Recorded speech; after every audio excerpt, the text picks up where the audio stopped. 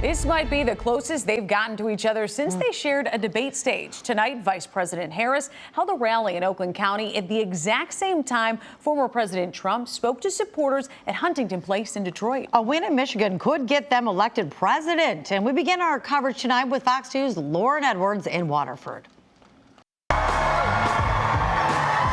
It was a packed house at the Oakland Expo Center, hundreds of people cheering as Vice President Kamala Harris took the podium. The Democratic presidential nominee immediately addressing the devastation in Gaza and Lebanon, speaking to one of Michigan's largest communities, Arab Americans. And I continue to believe diplomacy is the answer to bringing lasting stability across the Israel-Lebanon border. Vowing to continue to work toward peace as vice president, and then she says as president. Short days. And you all wouldn't be here spending your precious time here with all the other obligations you've got if you did not know this is probably one of the most consequential elections of our lifetime. She says a number of freedoms are at stake. Her policies vow to protect them.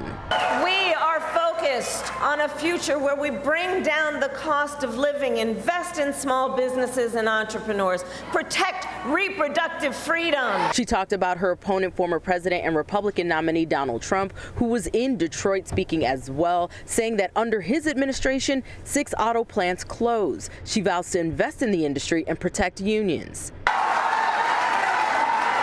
She said the election race will be tight, but will be a good one. We are the underdog and running as the underdog, but make no mistake, we will win. We will win. And this crowd believes her. It was outstanding. I mean, Kamala, she addressed all the issues that I think American people are concerned about. My heart's beating so fast. I love her so much. I feel hopeful. I feel like we're in a really good place. She's real. She's a person. She's of the people, for the people. And that's what it's all about. Harris touching on a number of topics, including voting. She's asking all voters to have a plan heading into the ballots this election season. Reporting here in Waterford, Lauren Edwards on The Edge. Well, this week, former President Trump doubled down on his comments dissing Detroit. And tonight, he has been back in the Motor City, saying he now loves Detroit. His supporters filled Huntington Place, excited to hear what he had to say. But as Fox 2's Dave Kinchin reports, there were some issues with his messaging because his mic went out for nearly 20 minutes. And a very, very special, we love this place. We love Detroit. Thank you very much. And hello to Michigan. We win Michigan, we win the whole ball game. Former President Donald Trump stomping in the Motor City once again with eager eyes and ears, watching and listening closely to see what he would say about Detroit next, after suggesting the rest of the country would end up like Detroit if rival Vice President Kamala Harris gets elected in 18 days. He addressed the controversy through the lens of auto manufacturing. For generations, this city and state were the world capital of automotive production and one of the great manufacturing centers in all of history. No matter where you went, this was the greatest in all of history. But year after year, globalist politicians like crooked Joe Biden, lying Kamala Harris, sold you out and let other countries loot, pillage, and plunder our wealth, our jobs, and our dreams, and they did that here more than any other place in our country. The rally saw an impromptu intermission of sorts when Trump's microphone died on him, leaving him to roam the stage for at least 25 minutes before sound engineers got everything working again. Trump was later joined by some hometown star power, including legendary boxer Tommy the Hitman Hearns and Detroit rapper Trick Trick, before picking up his attacks on Harris relating to her record on immigration and jobs. Starting in January, we will give our companies the lowest taxes, the lowest energy costs, the lowest regulatory burdens, the free access to the best and biggest market on the planet, that's us, but only if they make their products here in America and hire American workers for the job. Well, from here, Battleground, Michigan, Trump goes to Battleground, Pennsylvania, making his way across the Keystone State at various campaign stops. And we understand he will end up in the Philadelphia area working a position at a McDonald's there and may even don the full uniform. That's according to some campaign sources. So this will be really interesting to see on that front alone as the battle for Pennsylvania heats up as well. We're live downtown. Dave Kinchin on the Edge.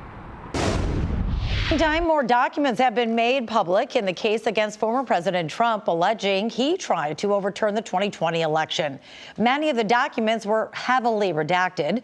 Included are a handwritten note containing a request for Vice President Mike Pence to reject electors and a January 6th related budget. Trump had tried to convince Pence not to certify the election, claiming there had been voter fraud.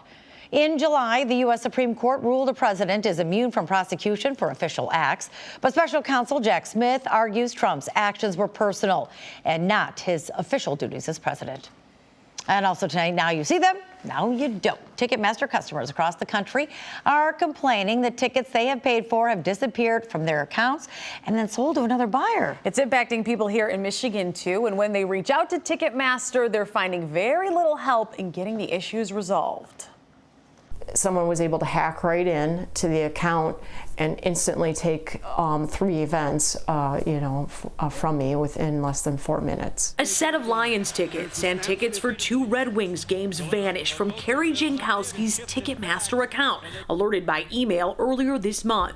Hey, your tickets are being transferred. Hey, your tickets are transferred. Hey, your tickets are gone. There was no way for me to contact customer service. Transferred to someone she doesn't know, while Ticketmaster keeps their cut. $1,800. We're talking for the 3 different games. Has that money been returned? No, it has not. And you don't have tickets? I have no tickets. Carrie went to Ticketmaster customer service. I have sat on the telephone 40 minutes, 50 minutes.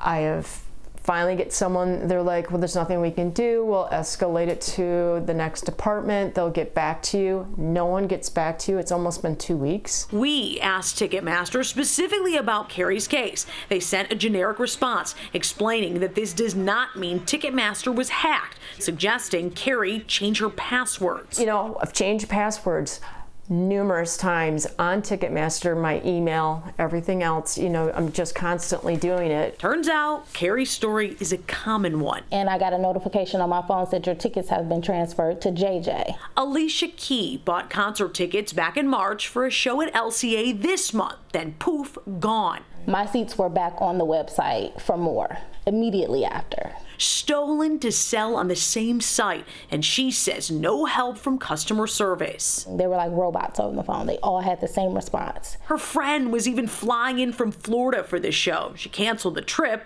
and then the day of the concert at about 2 o'clock, I got an email saying your tickets have been reinstated with new barcodes. The concert was at 7:30. Alicia thinks she got them back only because she reached out to the Better Business Bureau. Carrie followed suit and is hoping for a football Sunday miracle on those Lions tickets. You have to go down there, sit in a parking lot, hope you have Wi-Fi, and hope that all of a sudden your tickets appear. Okay, so Ticketmaster tells us they can restore almost all tickets in these situations, and that the safeguards in place with these tickets, it's actually safer than the old paper tickets, and there's less fraud. I don't know. I'm not convinced. No, because sometimes, and now we know where Ticketmaster's been under fire for, we're paying so much more for tickets these days.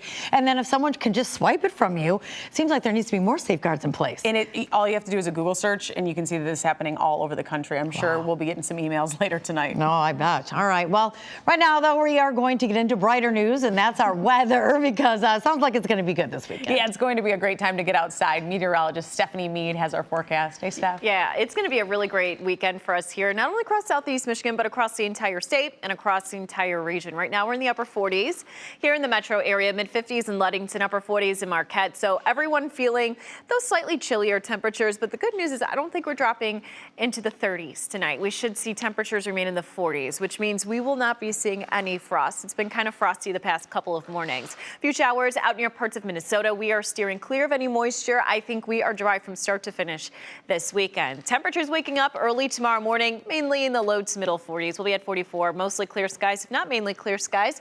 It'll remain chilly, but mainly dry. And it's going to be a good weekend to head up north or just across much of southern and southeast Michigan. We will see, and have been seeing already, moderate colors here. High colors, central northern parts of the state. We're getting a little bit close to peak colors up near parts of extreme northern Michigan, and into parts of the UP. Otherwise, temps tomorrow will be in the low 70s. It's going to be a beautiful day. Should be mainly bright, and that's going to hold through about Monday. So we're not really tracking anything that's going to deviate too far off from what we experienced today, maybe just slightly warmer. 74 Sunday, by Monday, 76 degrees. Lots of sunshine with maybe just a few clouds dotting the sky, but there's no precip associated with the cloud cover that we could potentially see this weekend. Now, heading through the middle part of the work week, that's when we start to see a few changes. Our next system here is going to bring in some shower activity through the later part of the day Wednesday, potentially early Thursday. Should exit Thursday afternoon, Thursday evening. Right behind that, though, we are looking at slightly cooler air, but I don't think it's going to have much of an impact. This is a Climate Prediction Center map for the next week and a half. Across much of the U.S., everyone's going to be seeing above average temperatures, and a large majority of us are going to be well above average. The 7-day forecast shows temps briefly dipping into the 50s. By Thursday, we're back to the 60s by the end of the week with a mix of sun and clouds. Taryn and Jess. All right. Thanks so much, Stephanie. Well, in Novi, a child is airlifted to the hospital after being hit by a car. It happened around 5:30 this evening on Wixom Road, south of Grand River. Sky Fox showing the scene after police shut things down. We're told an 11-year-old boy was crossing the street with a friend but did not have the walk signal. A teen driver struck the boy. The friend was not hit. Life-saving efforts were performed on scene, and the boy was airlifted to a nearby hospital. No word on his current condition. Wixom Road was closed for hours but has since reopened.